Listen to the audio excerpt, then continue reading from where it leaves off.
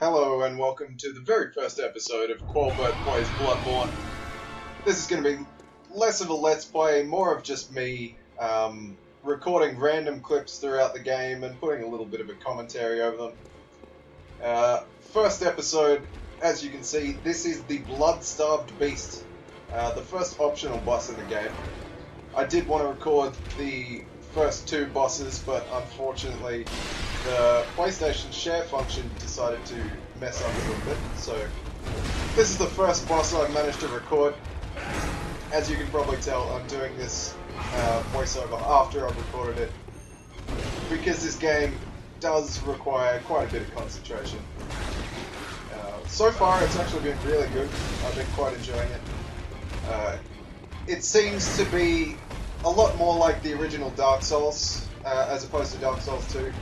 I did quite enjoy the sequel, but I felt it was a little bit of a letdown in some aspects. First off, the bosses. There wasn't an awful lot of variation in the bosses. I felt of Dark Souls 2. A lot of them were just sort of humanoid things. And kind of standard procedure. Dodge to the right, stand behind him, hit him. A bit like what's going on right here, actually. However, with Bloodborne, I've only been playing for about 5 or 6 hours now. It's been pretty busy these last couple of days, but it seems like combat in Bloodborne is a lot more fast-paced. You can see that dodge that I do. That backwards dodge, the side dodges. While you're locked on, you do quite a quick dash. Whereas in the previous games, you do a roll, and depending on your weight, that would be either a quick, medium, or a slow roll. One thing they've changed with Bloodborne is the lack of weight. You had to manage your weight quite carefully in Dark Souls and Demon Souls, as it would slow you down wearing heavier armor sets, but it seems they've completely taken that away. For what reason, I don't know. I thought it was quite a good mechanic in the first few Souls games. I suppose it makes it a bit easier, and then you can wear pretty much what you want. At the moment, in Bloodborne, I'm just wearing shitty hunter's armor. I haven't really come across very much else. Hopefully there's a nice caval's armor or something similar later in the game. I was a bit of a tank in Dark Souls and Dark Souls 2, so I relied heavily on the shield, and I didn't dodge an awful lot. Which is going to be my downfall in this game, because there is a big reliance on dodging and quick movement.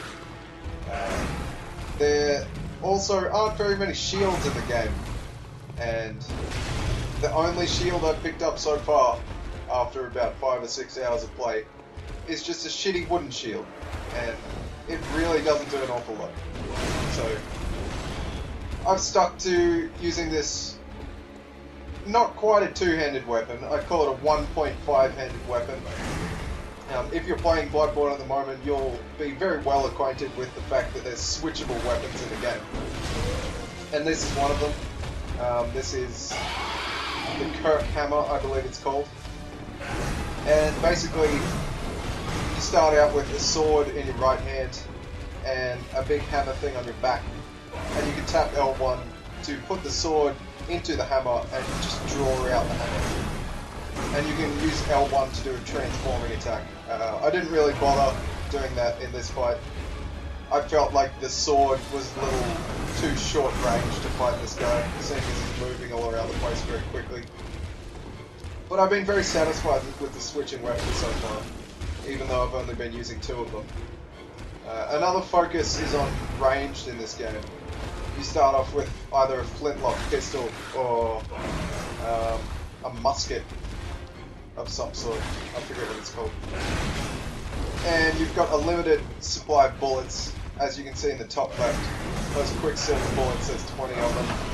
I really haven't been using them an awful lot, but from what I've seen, they can come in quite handy with some enemies, mainly being used to stagger them, not really being used to deal damage. After beating this boss, I had a quick look up of it on the wiki, and it seems like the ranged weapons are quite useful against this boss. When he attacks with his right hand, he kind of swings out at you. You can just stand right in front of him and shoot with your ranged weapon to stagger him, and then just stab him in the front. Stab him with a giant hammer. So this boss battle's been going pretty well so far. I did manage to get him down to about a quarter without getting hit, which was pretty surprising because he's moving around so damn quick. But as you'll see when he transforms in a moment, there we go. This is where shit gets kind of real. He gets a lot faster, does a lot more dash attacks, and as you'll see in a bit, he does a sort of area of effect poison attack too. I'm not sure whether I get affected by that just yet. My main mistake in this fight, I have a bunch of antidotes in my inventory, but I didn't set them to quick use. You can have 6 items set to quick use and basically just tap square to use that particular item. And I didn't do that because I had no idea this boss was going to be able to poison. So I'll keep that in mind in the future. I think this is his area of effect, poison attack. Yeah, that's the one. At the moment I'm just trying to stall out while my poison disappears, because I really don't have the time. Oh look, one of my notes was rated fine. I do like the notes in this game, people have already come up with some quite witty things.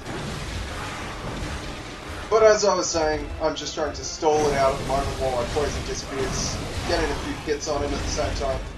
And don't get greedy. Never get greedy in boss fights with Bloodborne, or Dark Souls for that matter. I find the hardest part of a boss fight is the very end where they're on really low amount of HP. And... oh, this was stupid on me, I ran straight into his poison bullet. But when they're on really low amount of HP, you kind of get greedy, you want to get an extra hit in, and they can kill you pretty easily. This is where I start panicking. One more hit and he's done. And one more hit and I'm done. But there we go. It's the blood-starved beast down. And I'm quickly going through my inventory to try find an antidote, and I fucking skipped straight over it and died. So there we go, that's the first episode of Qualbert Plays Dark Souls.